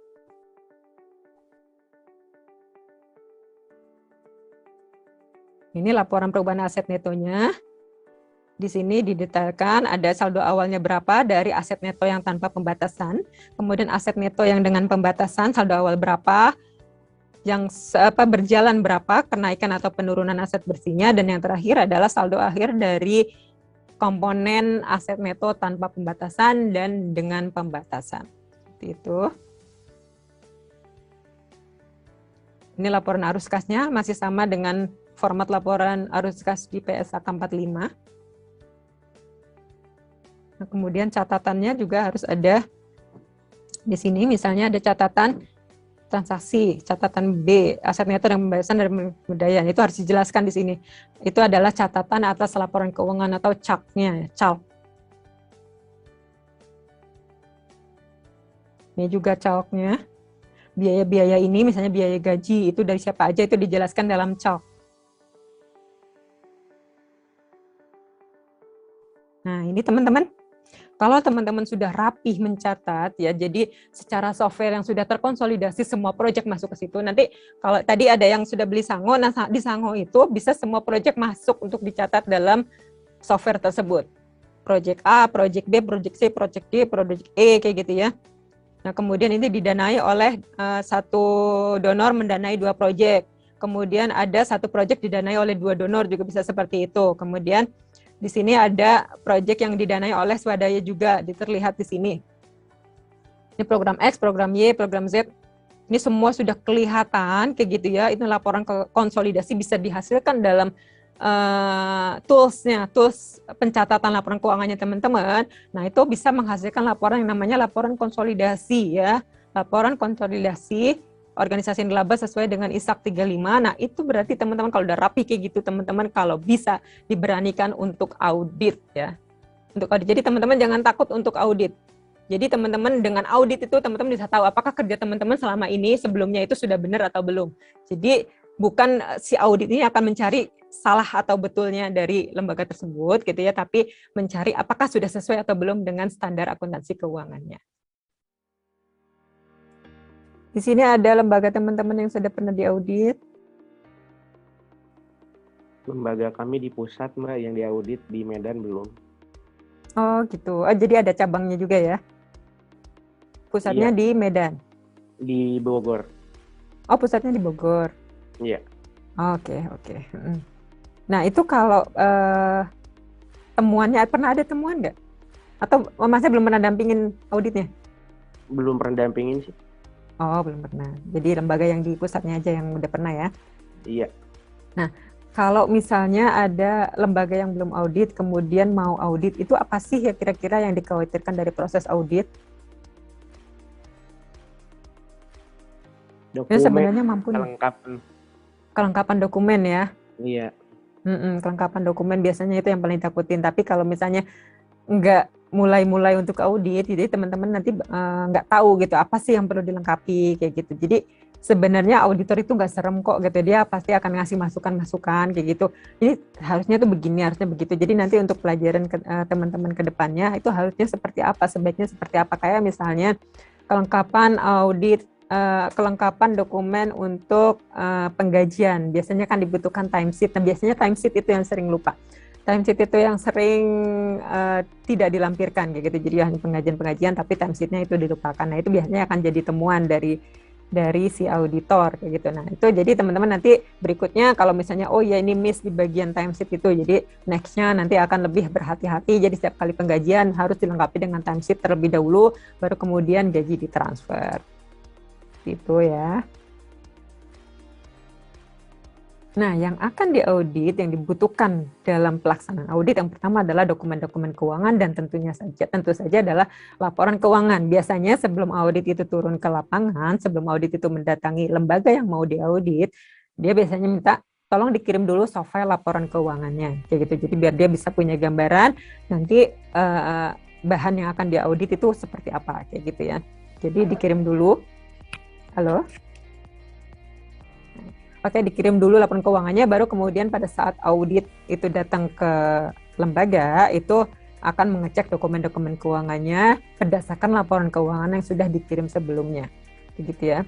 Nah, kemudian audit dalam prosesnya itu ya, nanti akan mengeluarkan opini. Nah, opininya itu akan dibutuhkan oleh internal organisasi, yaitu staff, direktur, board, ataupun eksternal organisasi, yaitu donatur, publik pemerintah ataupun bank ya kayak gitu. Kalau bank itu biasanya laporan keuangan hasil audit itu untuk yang lembaga profit ya. Kalau nirlaba bank untuk apa gitu, tidak bisa untuk dijaminkan gitu. Tidak ada misalnya walaupun lembaga itu punya gedung gitu, tapi gedungnya kan atas nama yayasan, itu tidak bisa dijaminkan ke bank untuk minjem dana kayak gitu. Nah, kemudian dari opini tersebut, yang pertama adalah donatur. Donatur itu termasuk juga lembaga donor ya. Lembaga donor akan melihat biasanya ya paling minim adalah 5 tahun terakhir. Paling minim adalah 3 tahun terakhir. Ada juga donor yang sampai 5 tahun terakhir pengen melihat hasil audit gitu ya. Dia track recordnya, dia sudah menerima dana dari donasi mana aja, kemudian hasil auditnya apa saja kayak gitu ya. Jadi diharapkan nanti teman-teman kalau sudah rapi pencatatan keuangannya itu diaudit agar bisa mengakses dana dari donor-donor kayak gitu ya, yang mensyaratkan kalau laporan keuangan yang diajukan adalah laporan keuangan sudah audited minimum 3 tahun ke belakang. Misalnya mau mengajukan di tahun 2021 berarti minimum dari 2018, 19, 20 itu sudah diaudit begitu. Tapi malah ada donor yang sampai 5 tahun ya. Itu berarti dari tahun 2015, 15, 16, 17, 18, 19, 20. Dari 2016 berarti. Oke, ini ada yang sudah pernah diaudit YPKDS ya. setahun sekali, kadang 2 kali. Wah, oh mungkin audit project ya. Kalau audit lembaga kan setahun sekali. Kalau audit project biasanya memang ada donor yang auditnya per 6 bulan. Per 6 bulan itu audit, kemudian audit project lagi per 6 bulan berikutnya, kayak gitu. Jadi sesuai dengan periodenya yang disyaratkan oleh donor. Tapi kalau untuk audit lembaga itu setahun sekali ya. Jadi akan ada 2 audit, yaitu audit project dan audit lembaga. Kalau audit project biasanya yang mendanai adalah donor. Jadi ada donornya, ada yang mendanai itu gitu ya, si donornya yang mau itu diaudit. Tapi kalau audit kelembagaan biasanya jarang ada donor yang mendanai itu, jadi si lembaga mau nggak mau harus pakai dana sendiri. Itulah makanya kadang-kala audit lembaga itu yang biasanya miss gitu ya, tidak pernah dilakukan oleh lembaga-lembaga gitu, jarang dilakukan oleh lembaga-lembaga karena dananya itu harus menggunakan dana swadaya sendiri. Tapi ada juga donor yang mau mendanai itu. Jadi kalau ada potensi itu donor yang bisa mendanai itu, coba diajukan kayak gitu. Itu untuk audit lembaga karena itu juga bagus untuk track record lembaga bahwa lembaga tersebut sudah berani diaudit, berarti tandanya pencatatannya sudah rapih kayak gitu ya. Ya, untuk audit memang mahal ya. Makanya kalau banyak lembaga yang mending buat gaji lah daripada untuk audit kayak gitu. Kalau dana swadaya itu tidak banyak gitu ya. Nah, berarti kalau itu sebisa mungkin gitu ya, kalau bisa ada donor yang mendanai itu, jadi diajukan kepada donor untuk audit kelembagaan gitu. Karena kalau donor itu kebanyakan, Mbak? Kenapa? Boleh tanya? Iya, silakan. Saya Rahman dari Pantura Plus. Dari mana Pak? Dari Pantura Plus. Iya. Saya ingin tanya, sebaiknya dalam proses audit atau kriteria audit itu sendiri, ada nggak jumlah yang bisa ditetapkan yang layak untuk diaudit gitu ya? Misalkan di atas 1 juta itu layak, 1 miliar itu layak untuk diaudit, 500 juta hanya layak diaudit di cara internal. Kira-kira saya mungkin minta penjelasannya. Ininya. Jadi ada aturan tentang undang-undang yayasan ya. Nanti ada undang-undang yayasan, ada yang mengelola dana publik sebesar, nanti ada di situ. Nanti akan di next slide ya. Itu wajib audit kayak gitu. Ada yang misalnya kalau misalnya walaupun dananya belum besar tapi dia pengen diaudit ya silakan kayak gitu. Tapi kalau dia dananya sudah melebihi sejumlah dana tersebut, maka mau nggak mau dia harus audit gitu. Karena harus pertanggungjawaban ke publik karena dia mengelola dana-dana yang diberikan oleh para donatur. Oke, saya lanjutkan. Audit akan dilakukan oleh auditor ya, bukan tenaga ahli independen, yaitu orang di luar lembaga, gitu, orang di luar lembaga yang mengaudit. Ya, kalau tadi kan apakah auditnya atau internal, berarti kan internal audit aja, gitu, internal orang-orang dalam internalnya yang mengaudit, kayak misalnya ada board gitu, board akan mau mengecek pencatatan keuangan yang dilakukan oleh pelaksana harian dalam yayasan tersebut, gitu ya.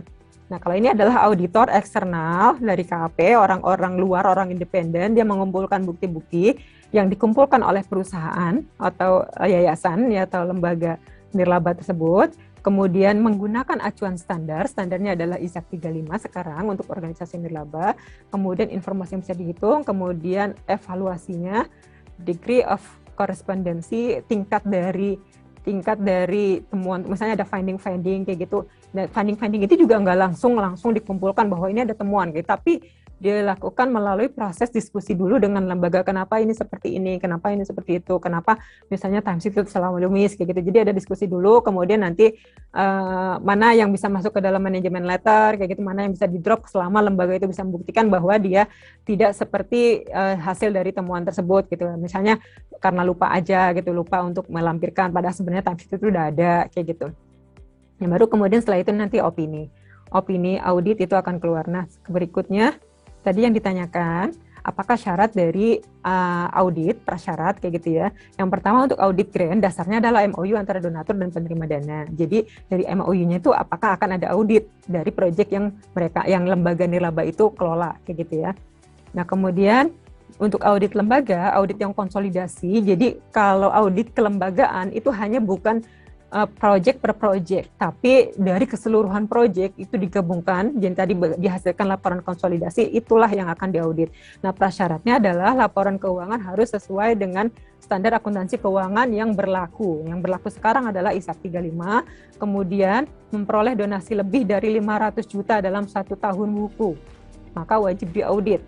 Kekayaan lebih dari 20 miliar dan atau kalau misalnya walaupun tidak menerima donasi tapi kekayaannya lebih dari 20 miliar selain harta wakaf. Nah, itu wajib diaudit lembaga. Nah, kalau audit grant, audit project berarti yang diaudit adalah laporan penerimaan dan pengeluaran dana, perjanjian atau MOU-nya, SPI-nya adalah sistem pengendalian internalnya atau SOP dari lembaga, dan kemudian data-data dana pendamping, misalnya ada cost sharing dengan donor lain, kayak gitu. Nah, periode yang diaudit adalah periode dari proyek tersebut. Bisa tadi kayak setahun 2 kali, berarti kan ada periode per 6 bulan nanti diaudit, per 6 bulan audit lagi. Nah, itu biasanya auditornya yang hire adalah si donor langsung diturunkan ke lembaga yang menerima dana, yang mengelola dana dari donor tersebut. Nah, kalau yang audit lembaga, periodenya adalah periode akuntansi. Periode akuntansi adalah dari 1 Januari sampai 31 Desember. Nah, 2020, gitu, 2021 nanti. Kemudian yang diaudit adalah laporan keuangannya yang terdiri dari posisi keuangan, laporan penghasilan komprehensif, arus kasnya, perubahan aset bersih, dan yang terakhir adalah catatan atas laporan keuangan. Jadi catatan atas laporan keuangan itu adalah rinciannya, detailnya. Kayak misalnya dalam posisi keuangan itu ada kas misalnya 500.000, bank 1 miliar itu terdiri dari 3 bank, nanti didetailkan di catatan atas laporan keuangan. Misalnya ada uang muka 100 juta, uang muka 100 juta itu punya siapa aja, siapa pemegang uang mukanya, gitu. Itu didetailkan di situ. Kemudian ada penerimaan gitu. Penerimaan ada 20 miliar itu dirincikan dari donor mana saja, itu detailnya ada di catatan atas laporan keuangan. Nah, di sini perjalanan audit.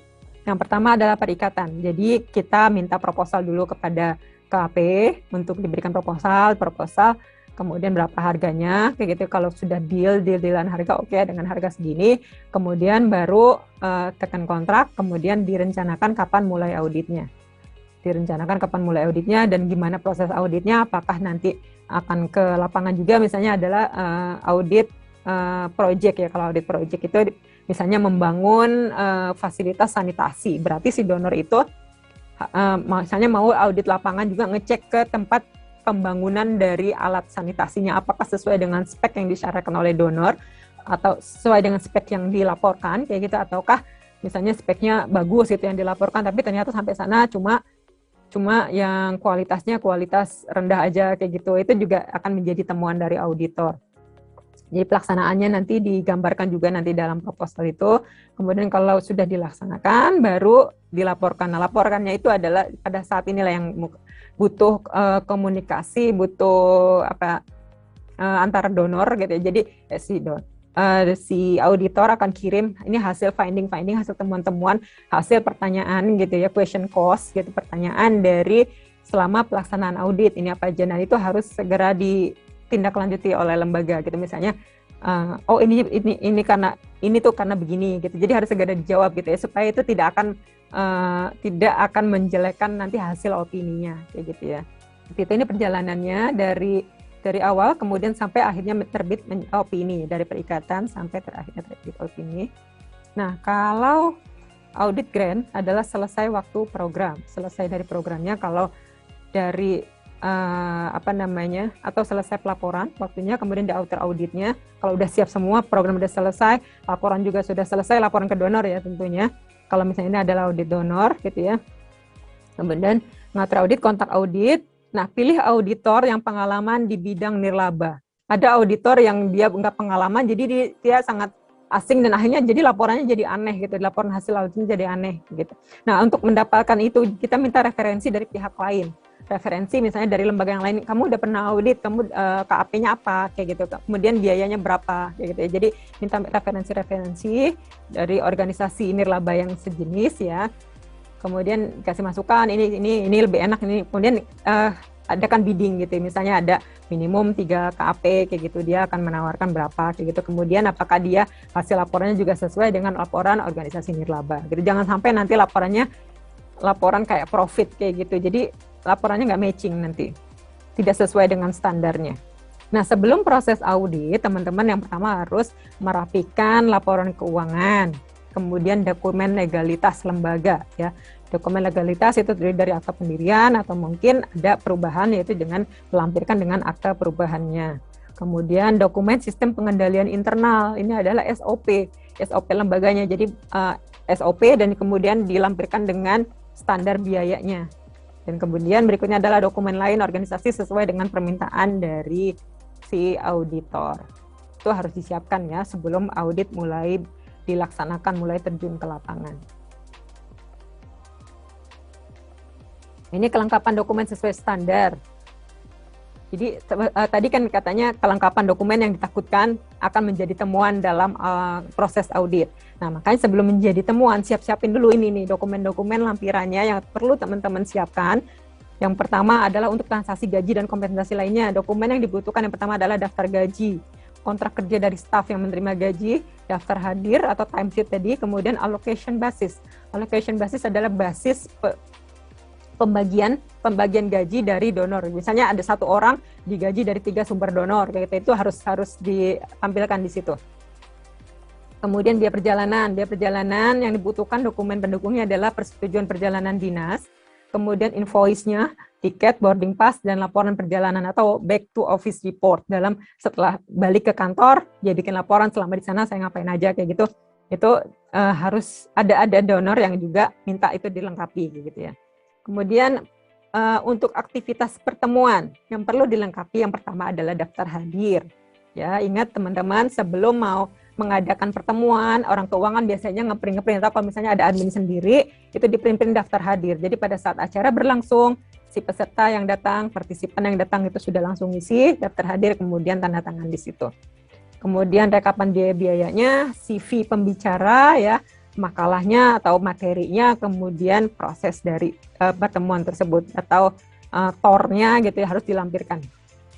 Berikutnya ada sewa, misalnya sewa kantor berarti sewa perjanjian kontrak dari si pemilik rumah yang disewa ya.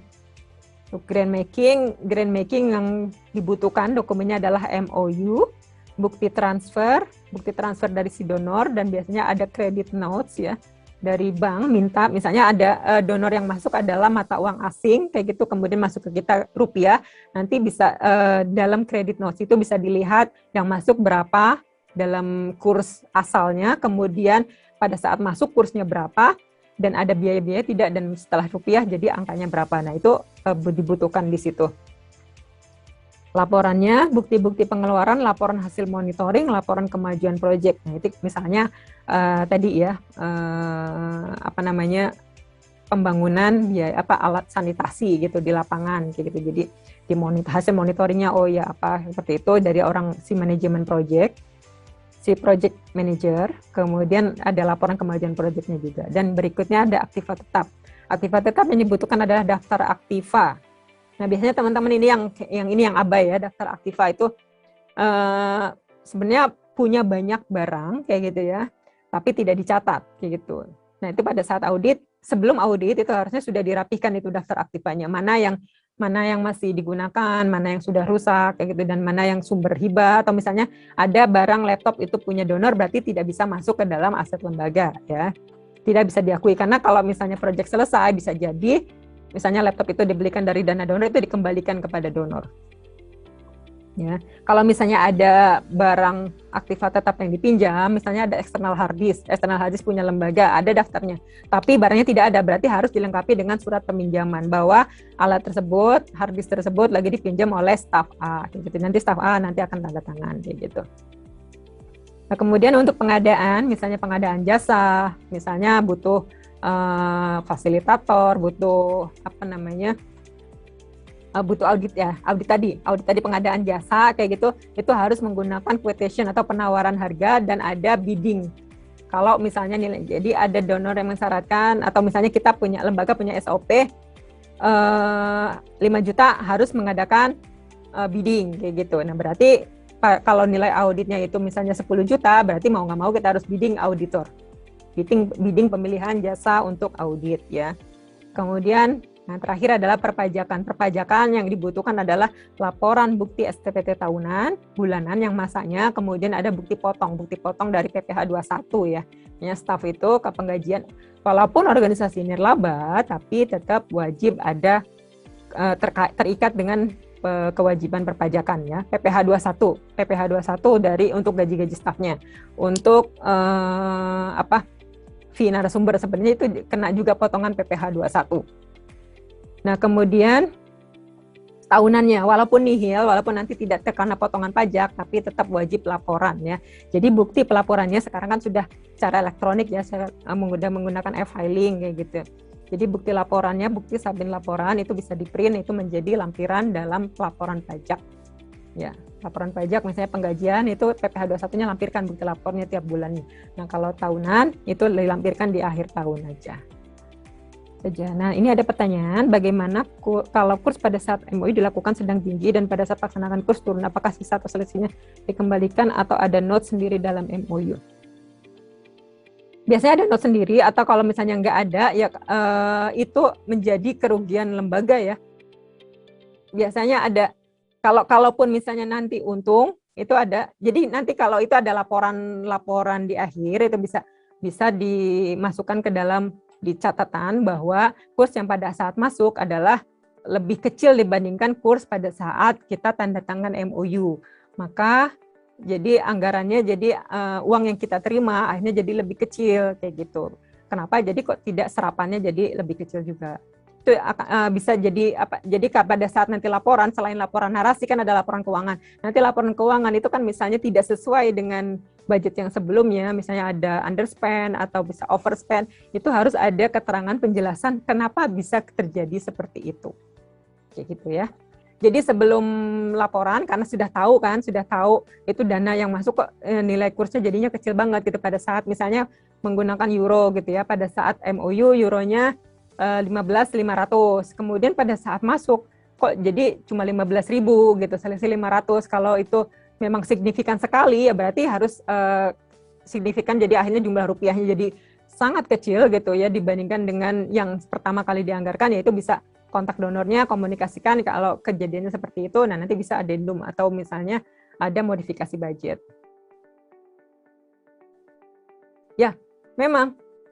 Jadi pada saat laporan memang harus melampirkan apa yang tadi saya sampaikan, credit notes ya, berapa masuknya, berapa rupiahnya, berapa masuk dari mata uang asal, berapa rupiah yang ada, kemudian kursnya juga nanti terlihat di situ.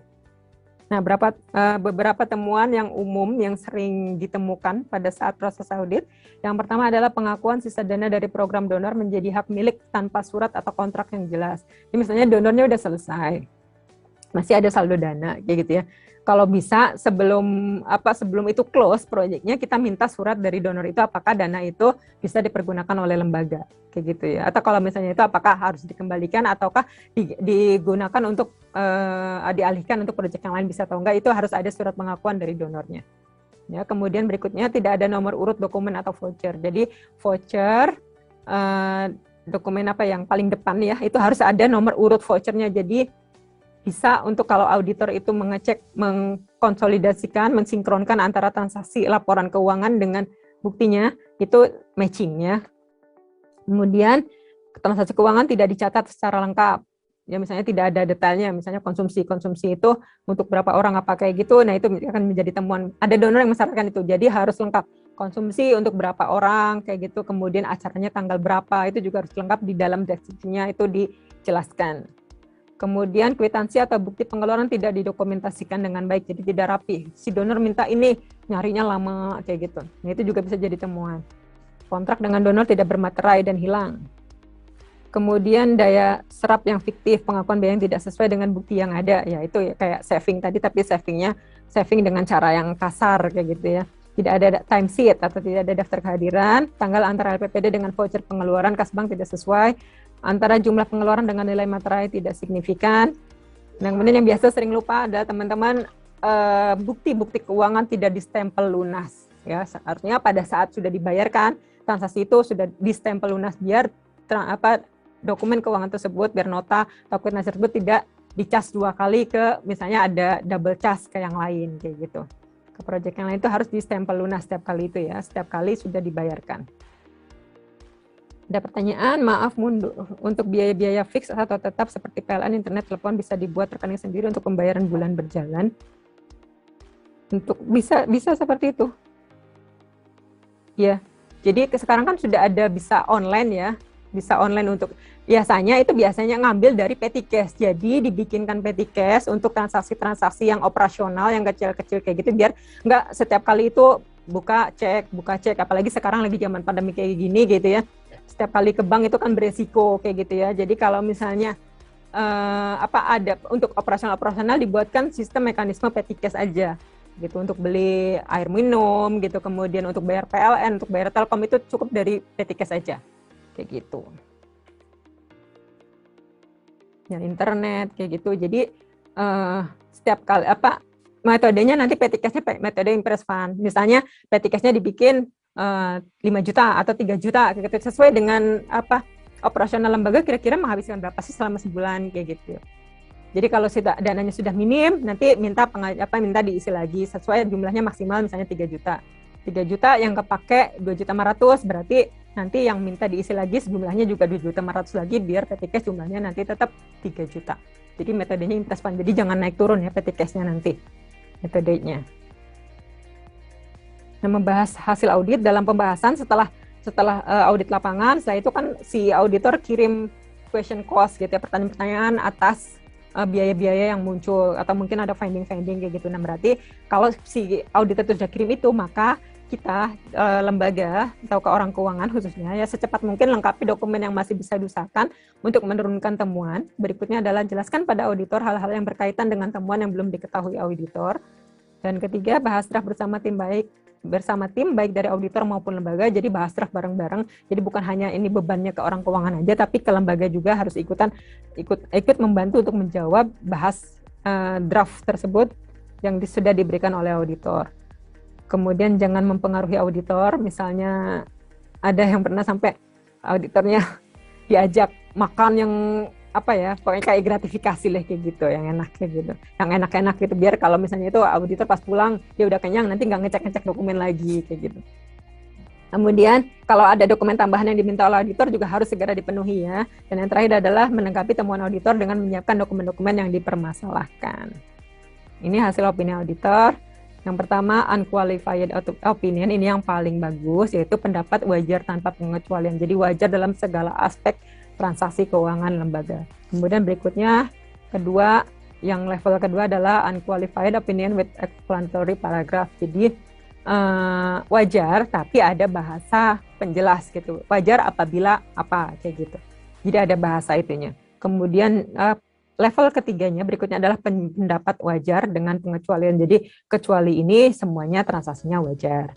Yang keempat adalah disclaimer of opinion atau no opinion. Jadi si auditor tidak mau memberikan pendapat. Yang terakhir, yang paling parah, di sini warnanya merah, adalah adverse opinion, pendapat tidak wajar. Jadi transaksi keuangan lembaga itu tidak wajar atau mungkin ada fraud di dalamnya. Seperti itu.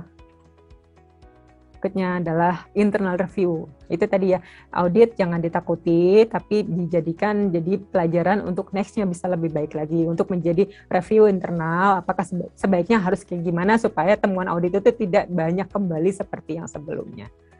Gitu teman-teman. Silakan saya kembalikan ke Mbak Maya.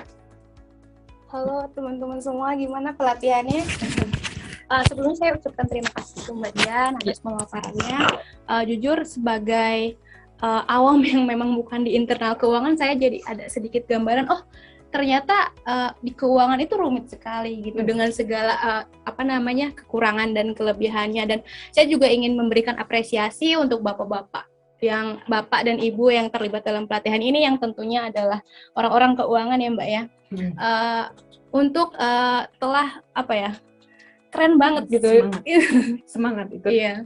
Aktif gitu ikut iya. untuk sesi selanjutnya sih sebenarnya kan tadi sudah ada beberapa partisipan atau peserta yang memang sudah mengajukan beberapa pertanyaan, dan sebenarnya di sesi ini adalah sesi Q&A atau tanya jawab. Jadi mungkin ada sedikit waktu sekitar 20 menit buat teman-teman yang tadi sekiranya ingin mengajukan pertanyaan tapi gak enak untuk menjeda, misal pemaparan dari Mbak Dian, mungkin ini sesinya untuk Bapak dan Ibu semua untuk mengajukan pertanyaan atau meminta klarifikasi terkait apa yang sudah sama Mbak Dian paparkan. Mungkin saya juga mau tanya nih, gimana teman-teman, masih semangat gak nih ngikutin pelatihannya? Bapak Ibu, halo. Halo Mbak Rosida. Aman. Rosida Mbak Aman Fahim ya? ya? Mbak Fahim, apa kabar Mbak? Ya Allah, sudah beda tampilan. Gimana, masih aman Apa ya? kabar Batu? Masih aman Batu? Mas Batu masih aman? Masih karena merah kan, zona merah, jadi ditutup semua. Jadi di rumah aja Mbak. Aku di kantor, Mbak. Oh, jadinya hijau ya kalau di kantor ya? Kalau di kantor Ya kan? Jadi merahnya samar. merahnya samar. Buat teman-teman semua yang mau mengajukan pertanyaannya, boleh dibuka banget ya Mbak Dian ya. Boleh langsung open mic aja Bapak Ibu. Mbak Fahim. Sebenarnya sih banyak. Tadi kan sempat ditanyain siapa yang sudah pakai software gitu kan. Nah, Mbak dipakai nggak tuh Mbak softwarenya Mbak? Apa ya Mbak, kalau ini kan kita pakai QuickBook, cuman kalau untuk lembaga kan maunya emang software. Maunya sih kemarin di bulan-bulan April itu loh Mbak mulai, kemudian kan saya masih sendiri nih sekarang jadinya, Pak Aziz kan meninggal Juni kemarin. Berduka cita Mbak. Jadi makanya agak-agak ini juga mau audit kan yang program CPM, jadi agak-agak riwah gitulah. QuickBooknya tapi belum dipakai Mbak. Apanya? Sango? Sango ya, dulu kan pernah Sango kan ya juga ya? Oh, pernah sih Mbak, cuman kan ya kayak gitu nggak konsisten itu loh, akhirnya nggak konsisten lah. Makanya aku kalau waktu ditanyain kan diem aja lah. Karena pasti akan ditembak, udah audit, sudah dikasih software, tapi kenapa nggak jalan ya? Ya kan, pastinya itu. Harusnya yang ditembak kan Pak Ajis bukan aku soalnya. Iya Pak Ajis ya. Terus dikasih untuk Pak Ajis. Mbak nanti di belakang layar kita WA Mbak. Oke, siap. Dari Mbaknya mungkin ada yang mau ditanyakan ke Mbak Dian mungkin Mbak? Iya Mbak, bentar lagi audit kan Mbak Fahim. Nah, biar lebih siap lagi gitu menghadapi auditnya. Jadi, Kalau ya. Kalau ini sih, saya sih karena ada beberapa hal yang memang karena meninggalnya itu mendadak, ada beberapa hal yang pengen tanya nih Mbak. Kayak pajak itu, kayak PPh, penyetoran itu, kalau seumpama saya nggak nemu dokumennya, bukti potong itu loh Mbak, yang sudah ditransferkan, itu bisa Ditransfer tapi sudah dilaporkan belum? Kan ada beberapa yang sudah dilaporkan. Nah, Coba itu dicek di bisa e-filing Mbak Fahim. gimana? Di e-filing, buka. Ada e-finnya tidak? Oh, ada sih, ada. Kalau ada e-finnya berarti kan kalau misalnya tidak tahu password kan bisa diganti passwordnya. Nanti Mbak cek di e-filing dulu, cek di e-filing apakah itu sudah disubmit belum laporannya. Kalau sudah disubmit laporannya bisa kelihatan di situ berapa angka yang sudah disetor. Oke, siap. Dan dicek di ISPT-nya juga Mbak, di ISPT nanti bisa dilihat ininya rincian siapa aja yang dipotong, totalnya berapa, itu kan bisa di cross check dengan yang sudah masuk ke e-filing. Nanti kita akan ada sesi perpajakan juga minggu depan ya. Sesi di hari Jumat minggu depan. Jumat minggu depan ya. Siap. Ini ada pertanyaan dari Mbak Diana untuk Mbak Dian. Dari Mbak Diana buat Mbak Dian gitu. Terkait ketentuan mengenai manajemen fee dalam sebuah proyek itu bagaimana? Apakah seperti itu yang diperkenankan? Kalau donornya memperkenankan, bisa Mbak. Jadi ada donor yang untuk intentional cost dibentuk dalam bentuk manajemen fee. Nah, manajemen fee-nya itu biasanya 10% dari total anggaran proyek. Misalnya anggaran proyeknya itu 1 miliar, berarti manajemen fee-nya 10%-nya berarti cuma 100 juta, kayak gitu.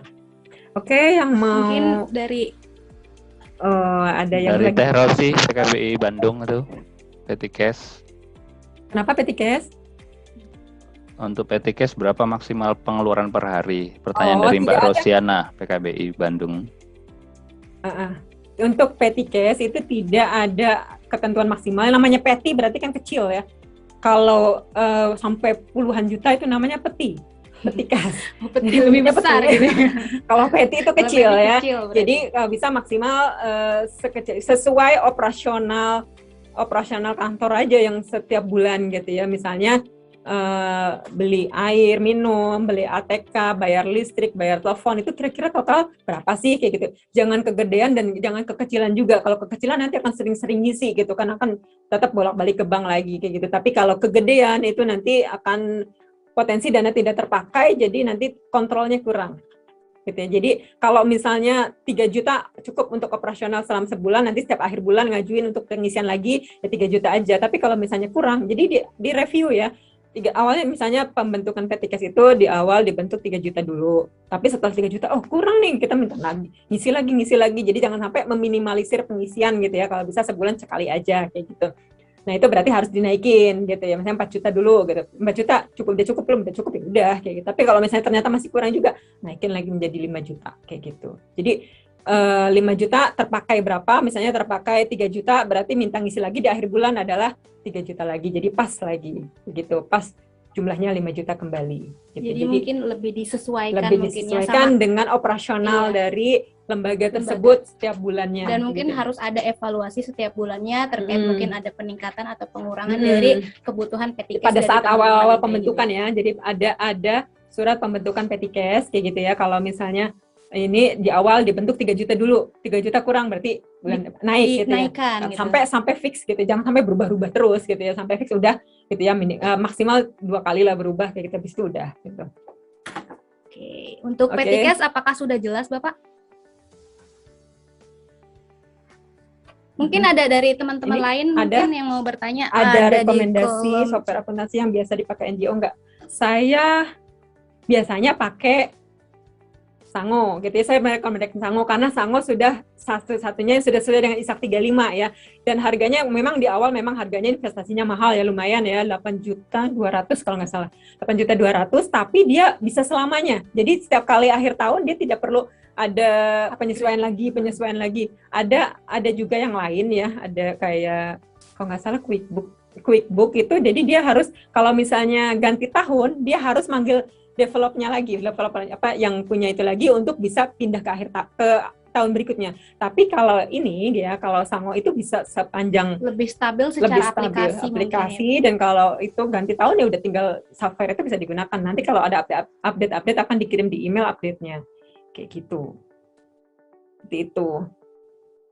Ya lumayan sih bagi lembaga yang misalnya masih pendanaannya masih kecil gitu, dengan harga 8 juta itu lumayan, tapi dia bisa digunakan untuk berapa laptop gitu ya. Ada software yang harganya memang murah. Cuma dipakai untuk satu user aja, user single. Banyak user. Wah, bisa banyak user. Jadi lebih terjangkau ya. Lebih terjangkau harganya. Jadi misalnya ada orang keuangan programnya udah banyak kayak gitu, bisa tinggal copy ke laptop yang lain. Yang penting dia punya nomor registrasinya. Kayak gitu. Karena ada software yang murah tapi dia cuma terbatas misalnya cuma 2 user aja kayak gitu. Nanti kalau ada user lain berarti harus minta lisensi lagi, beli lagi kayak gitu. Jadi rekomendasi dari Mbak Dian untuk aplikasi sendiri lebih ke Sango gitu ya. Lebih ke Sango. Karena sudah menerapkan ISAK 35 itu gitu. Gimana Bapak untuk aplikasinya sendiri? Saya bukan marketingnya Sango ya. Saya pengguna Sango dan saya juga sering ngisi trainer untuk Sango ini kayak gitu, untuk penggunaan Sango. Iya. Dari teman-teman lainnya mungkin. Tadi kan sudah tentang pajak, sudah tentang Petikes, sudah tentang rekomendasi dari aplikasi. Oke. Atau enggak kita boleh nunjuk nih kalau nggak ada yang mau nanya lagi. Gimana? Masih ada nggak ya Mbak? Mau cek sound dulu dong, ini masih ada kan Bapak dan Ibunya? Gimana? Apa udah jelas? Jangan-jangan apa yang disampaikan sama Mbak Dian sudah cukup clear, jadi dari teman-teman semua nggak ada yang perlu untuk ditanyakan kembali. Gimana? Sudah cukup clear kan? Kalau memang sudah cukup clear, mungkin sesi pelatihan untuk hari ini akan kita tutup saja ya. Jadi nggak ada yang mau dipertanyakan lagi kan dari Bapak dan Ibu? Ada tuh terakhir, Ada. ada budget auditor Oh, berapa ya ada. kira-kira? Dari Ibu Maria, Mbak Dian, budget auditor Eh, berapa ya kira-kira? Selama ini saya yang paling terkecil itu sekitar 15 juta. 15 juta. heeh. Itu yang paling kecil. Yang paling kecil. Tapi kalau misalnya dana yang teman-teman yang dikelola oleh lembaga itu kecil sedikit, gitu, itu bisa nego sama auditornya. Pokoknya misalnya ini loh, kita sebenarnya pengen audit, tapi nggak ada dananya, dan dana kita juga yang dikelola itu cuma sedikit, gitu. Ini nego aja. Bisa sampai per 2 tahun itu ya 15 juta, jadi 7.500.000 per tahunnya. Per tahunnya. Gitu. Jadi lebih ke dibicarakan saja sama calon auditornya. Ya, mungkin kayak gitu ya. sama auditor. Jadi makanya cari referensi, kemudian minta Negosiasi. penawaran harga gitu, negosiasi gitu dengan si auditor seperti itu. Gimana dari teman-teman, nggak ada yang mau lagi untuk bertanya? Terakhir dari Mbak Maria. Kalau misal nggak ada, jadi mungkin untuk sesi pelatihan ini kita akhiri sampai di sini. Mungkin Aktifkan. iya, lebih ke poin-poin atau highlight yang tadi sama Mbak Dian paparkan. Mungkin yang saya tangkap sih cuma 2, lebih ke kedisiplinan sama kerapihan ya. Betul. Jadi Disiplin mencatat. kalau misal teman-teman semua sudah disiplin, sudah rapi dalam pencatatan keuangannya, entah dalam penganggaran, kemudian pencatatan keuangan dan audit, pasti akan berjalan sesuai dengan apa yang diharapkan, sesuai dengan sebaik-baiknya ya. Jadi untuk pelatihan kali ini mungkin kita akhiri. Terima kasih banyak untuk atensi, untuk waktu yang telah diluangkan oleh Bapak dan Ibu semuanya. Mohon maaf untuk kendala teknis yang tadi sempat terjadi ya Mbak ya. Kami mohon maaf sekali, tapi kami mengapresiasi teman-teman semua yang sudah sabar menunggu perbaikan dari teknis tim backend kami. Segitu saja mungkin dari kami. Terima kasih banyak. Mohon maaf untuk segala kekurangan. Wabillahi taufiq wal hidayah. Wassalamualaikum warahmatullahi wabarakatuh. Terima kasih. Waalaikumsalam.